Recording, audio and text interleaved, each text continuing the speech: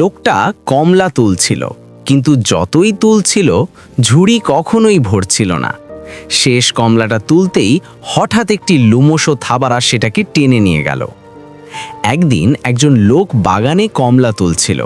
সে একের পর এক কমলা ঝুড়িতে রাখছিল, কিন্তু অদ্ভুতভাবে ঝুড়ি কখনোই ভরছিল না।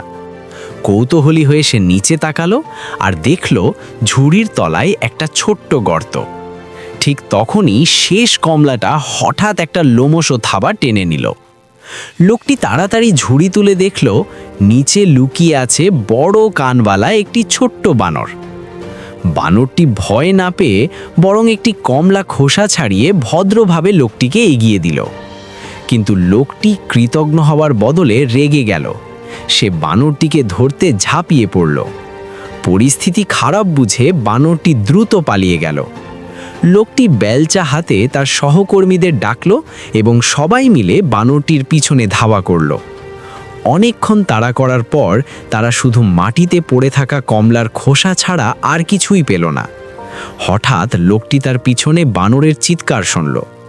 ঘুরে দাঁড়াতেই দেখল বড় কানওয়ালা বানরটি তার সহকর্মীর ওপর লাফিয়ে পড়েছে। লোকটির রাগ তখন চরমে। সে বেলচা দিয়ে বানরটিকে আঘাত করতে যাচ্ছিল, কিন্তু দারহো নামের সেই চালাক বানরটি দ্রুত একটি ঝুড়ির মধ্যেই লুকিয়ে পড়ল। লোকটি যখন ঝুড়িগুলো তুলল, সেখানে 3টি ঝুড়ি ছিল, কিন্তু বানরটি কোথাও নেই। সে দুবার ভুল ঝুড়ি বেছে নিল। শেষ ঝুড়িটাও সরিয়ে ফেলল, তবুও বানরটিকে পেল না। হঠাৎ উপরে তাকাতেই সে দেখল একটি মানুষ আর একটি বানর একে অপরের দিকে তাকিয়ে আছে। লোকটি ধরার আগেই দারহো তার ওপর ঝাঁপিয়ে পড়ল এবং আবার দৌড়ে পালিয়ে গেল। রাত হয়ে গেল, তবুও লোকটি তাকে ধরতে পারল না। আর দারহো, সে তখন ঘাসের ওপর আরাম করে শুয়েছিল, গাছ থেকে কমলা পড়ার অপেক্ষায়। কখনো কখনো সবচেয়ে ছোট প্রাণীটি সবচেয়ে বুদ্ধিমান হয়।